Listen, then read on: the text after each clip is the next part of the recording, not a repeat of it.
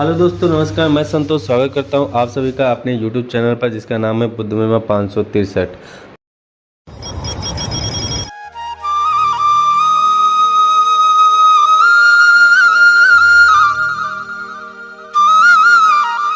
हम जिस श्रृंखला को शुरू कर रहे हैं उसका नाम है हमारा इतिहास और नागरिक जीवन कक्षा 6। दोस्तों, कक्षा 6 के हम पाठ 1 पर आ चुके हैं और इसका शीर्षक है कैसे पता करें कब क्या हुआ था, इतिहास जानने के स्रोत। तो दोस्तों, शुरू करते हैं इस चैप्टर को। परिवार की पुरानी बातें हम दादा दादी, नाना नानी की बातों से जानते हैं। समाचार पत्र, पत्रिका, टीवी और रेडियो से भी हमें जानकारी मिलती है। सोचो, अगर हमें आज से हजारों वर्ष पहले के लोगों के रहन सहन के बारे में जानना हो तो हम कैसे जानेंगे।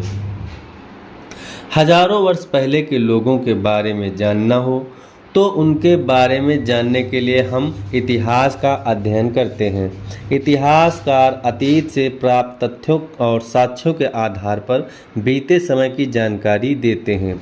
इतिहास बीते हुए समय और उस समय के लोगों को समझने में और जानने का एक साधन है। कैसे पता लगाते हैं। अतीत में एक ऐसा भी युग था जब लोग लिखना नहीं जानते थे। उन लोगों के जीवन के विषय में हमें जानकारी उनके द्वारा छोड़ी गई वस्तुओं जैसे मिट्टी के बर्तन, खिलौने, हथियारों तथा औजारों द्वारा मिलती है।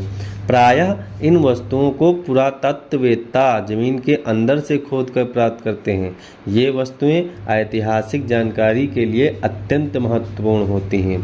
दोस्तों, पुरातत्व के बारे में जान लेते हैं। प्राचीन काल में मानव द्वारा प्रयोग में लाई वस्तुओं, निर्मित मंदिरों एवं इमारतों आदि के अवशेषों का अध्ययन पुरातत्व कहलाता है और इनका अध्ययन करने वाले पुरातत्ववेत्ता कहलाते हैं। पुरातत्ववेत्ता जमीन के अंदर से खोदकर प्राप्त करते हैं। ये वस्तुएं ऐतिहासिक जानकारी के लिए अत्यंत महत्वपूर्ण होती हैं। उपलब्ध सामग्री के आधार पर इतिहासकारों ने अतीत को 3 भागों में बांटा है। वह समय जिसके लिए कोई भी लिखित सामग्री उपलब्ध नहीं है पूर्व यानी प्राक ऐतिहासिक काल कहलाता है। वह समय जिससे संबंधित लिखित साक्ष्य प्राप्त तो होते हैं किंतु उसे पढ़ा नहीं जा सकता है, उसे आद्य ऐतिहासिक काल कहते हैं। इसी प्रकार जिस काल या समय के विषय में लिखित सामग्री से जानकारी मिलती है एवं उसे पढ़ा भी जा सकता है, उस काल या समय को ऐतिहासिक काल कहते हैं। प्राचीन काल में मानव ने जब लिखना शुरू किया तब उसे कागज का ज्ञान नहीं था। वह अपने लेखों को ताड़पत्रों, भोजपत्रों और ताम्र पत्रों पर लिखता था। कभी कभी लेख बड़ी शिलाओं, स्तंभों, पत्थरों की दीवारों, मिट्टी या पत्थर के छोटे छोटे फलकों, टुकड़ों पर भी लिखे जाते थे। ताड़पत्र, ताड़ के पेड़ के चौड़े पत्ते होते हैं। भोजपत्र, भुर्ज नामक पेड़ की छाल होती है। ताम्रपत्र, तांबे के पतले एवं चपटे टुकड़े। स्तंभलेख, पत्थर के खंभों पर लिखे लेख पत्र। शिलालेख, पत्थर की चट्टानों पर लिखे लेख। प्राचीन इतिहास के विषय में हमें जानकारी तत्कालीन लेखों से भी प्राप्त होती है। इतिहास को जानने के स्रोत साधन इस प्रकार हैं। आ.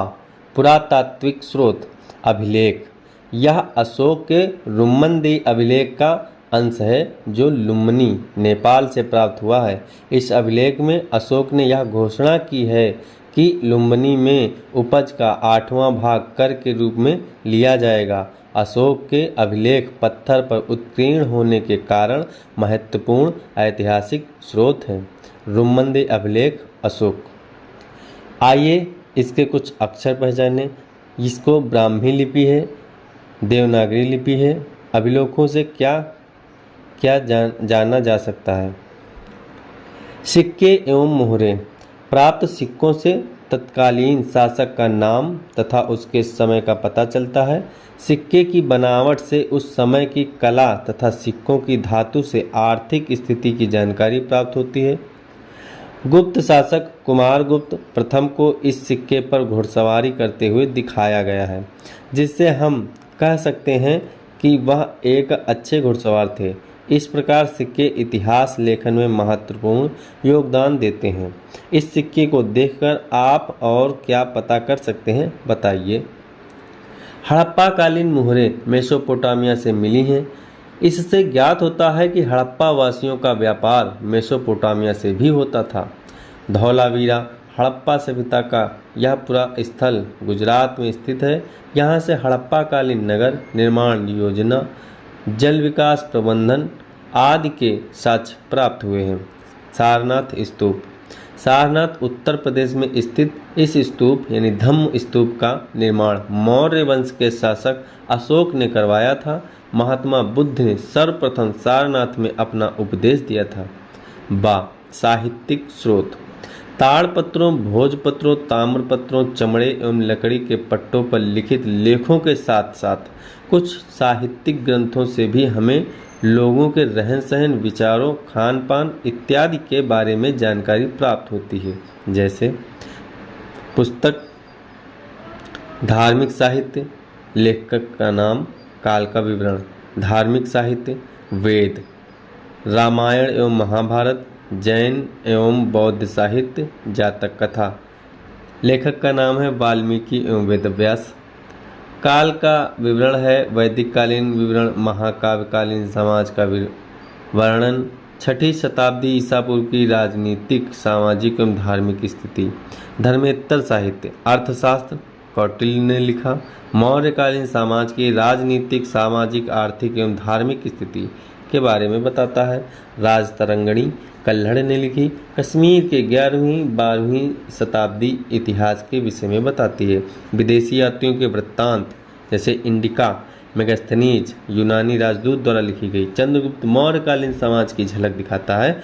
यात्रा विवरण फाहियान चीनी यात्री ने लिखी, गुप्त काल से संबंधित है। यात्रा विवरण स्वयं त्सांग ह्वेनसांग चीनी यात्री हर्षवर्धन के शासनकाल का विवरण बताता है। इस प्रकार पुरातात्विक एवं साहित्यिक दोनों स्रोतों से हमें इतिहास की जानकारी प्राप्त होती है। विदेशी यात्रियों के विवरणों से हमें तत्कालीन इतिहास की जानकारी मिलती है। प्राप्त स्रोतों की सहायता से ही इतिहासकार और पुरातत्वविद अतीत का पुनर्निर्माण करते हैं। इतिहासकार इन्हीं स्रोतों से अतीत की कृषि, पशुपालन, कामगार, शिल्प काम, धंधे, व्यापार, नापतोल, लेन देन आदि के आधार पर आर्थिक स्थिति का वर्णन करते हैं। घर परिवार, स्त्रियों की स्थिति, शिक्षा, रहन सहन, खान पान, वेशभूषा, मनोरंजन, त्योहार, मेले आदि के आधार पर सामाजिक तथा राजा, प्रजा, प्रशासन, सुरक्षा व सैन्य व्यवस्था के आधार पर राजनीति स्थिति की जानकारी प्रदान करते हैं। इसी प्रकार कला, आचार विचार, ज्ञान विज्ञान की मान्यताएं, धार्मिक विश्वास, देवी देवता, पूजा पाठ एवं परंपराओं के आधार पर धार्मिक एवं सांस्कृतिक स्थिति का वर्णन करते हैं। इतिहास हमें मानव की संस्कृति, उनके धर्म और उनकी सामाजिक व्यवस्था को जानने और समझने में सहायता करता है। इतिहास का अध्ययन अतीत की घटनाओं से वर्तमान और भविष्य के लिए सबक लेना सिखाता है। इतिहास हमें भी सिखाता है कि हम उन बातों का अनुसरण कैसे करें जिनसे समरसता और शांति को बढ़ावा मिल सके। कौन पहले कौन बाद में। जब पुरातत्वविद किसी स्थान की खुदाई करते हैं तो वे कैसे समझते हैं कि कौन से स्तर पहले के हैं और कौन से बाद के। इस चित्र को देखिए। किसी भी पुरा स्थल में कई बस्तियों के अवशेष मिल सकते हैं। आमतौर पर लोग जहां रहते हैं, घर टूटने पर दोबारा वहीं घर बना लेते हैं। टूटे फूटे सामान और कूड़ा करकट भी घरों के आसपास जमा होते रहते हैं। इन कारणों से बस्ती की जमीन धीरे धीरे ऊंची होती रहती है और सड़कों साल के बाद वहां एक टीला रहती है और सैकड़ों साल के बाद वहां एक टीला बन जाता है। इसलिए जब टीले की खुदाई की जाती है तो उसका सबसे निचला स्तर सबसे पुराना होता है और उसके बाद के स्तर बाद के युगों के होते हैं। इतिहास में तिथियां। इतिहास में कुछ तिथियां ईसा पूर्व में होती हैं और कुछ ईसवी में। ईसा पूर्व का तात्पर्य है ईसा मसीह, ईसाई धर्म के प्रवर्तक के जन्म से पहले का समय। इसे अंग्रेजी में बीसी अर्थात बिफोर क्राइस्ट लिखते हैं। इसी प्रकार ईस्वी को अंग्रेजी में एडी लिखा जाता है। एडी लैटिन भाषा के दो शब्द एनो डोमिनी से बना है। एडी का मतलब है ईसा मसीह के जन्म का वर्ष, अर्थात ईसा मसीह के जन्म के बाद की तिथियों में हम ईस्वी या एडी का प्रयोग करते हैं। अभिलेख, अभिलेख पत्थर अथवा धातु जैसी कठोर सतह पर उत्कीर्ण किए गए लेख होते हैं। स्तूप, स्तूप का शाब्दिक अर्थ है टीला। प्रायः सभी स्तूपों के अंदर एक डिब्बे में महात्मा बुद्ध या उनके अनुयायियों के शरीर के अवशेष जैसे दांत, हड्डी, राख या उनके द्वारा प्रयोग में लाई सामग्री, पत्थर अथवा सिक्के रखे रहते हैं। पुरास्थल, वह स्थान जहाँ की खुदाई से औजार, बर्तन और इमारतों के अवशेष मिलते हैं। प्रायः पुरास्थल जल स्रोतों जैसे नदी, तालाब, झील व समुद्र के किनारे पाए जाते हैं। और भी जानिए, महाभारत विश्व का सबसे बड़ा महाकाव्य है। लंदन स्थित ब्रिटिश म्यूजियम विश्व का सबसे बड़ा संग्रहालय है।